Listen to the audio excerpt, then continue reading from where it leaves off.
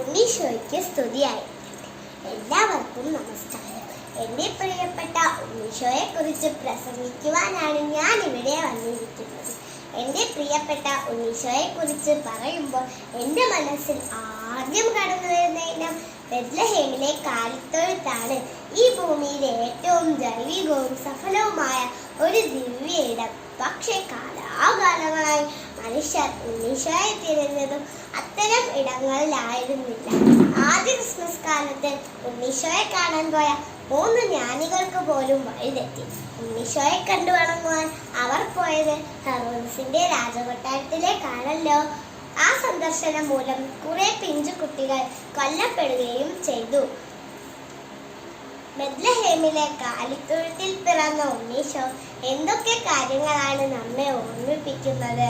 വർത്തമാന മനുഷ്യർ ഓരോരോ അനാവശ്യ മത്സരങ്ങളുടെ തറവറയിൽ തട്ടിയും മുട്ടിയും സ്വജീവിതം ദുഷ്കരമാക്കുന്ന കാഴ്ചയാണ് നാം ഇവിടെ നിത്യവും കാണുന്നത്. സത്യത്തിൽ ഈ ഭൂമിയിലെ വാസം അത്ര കഠിനമൊന്നുമല്ല. ഒരു വിനോദം പോലെ ആസ്വദിക്കാവുന്ന ഒന്നാണ്. പക്ഷേ അതിനനുസരിച്ച് ജീവിക്കണമെന്ന് മാത്രം.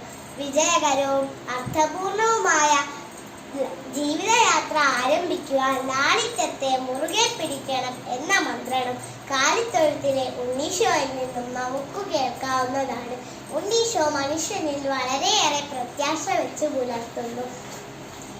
ജീവനുള്ള ദൈവത്തിന്റെ പുത്രനായ ഉണ്ണീശോ ഭൂമിയിൽ അവതരിച്ചപ്പോൾ മാലാഖമാർ പാടിയത് ഭൂമിയിൽ സന്മനസ്സുള്ളവർക്ക് സമാധാനം എന്നാണല്ലോ.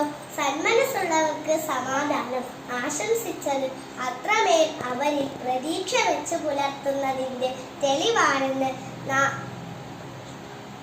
പരിശുദ്ധ കന്യകാ മറിയത്തിനും വിശുദ്ധ ഔസേപ്പ് പിതാവിനും വിധേയമായി ജ്ഞാനത്തിലും ദൈവഭയത്തിലും മനുഷ്യപ്രീതിയിലും വളർന്ന ഉണ്ണീശോ വിനയത്തിന്റെയും സ്നേഹത്തിന്റെയും ഒരു പുതിയ ആകാശവും ഭൂമിയും മാനവരാശിക്ക് മുൻപിൽ തുറന്നു വെച്ചു.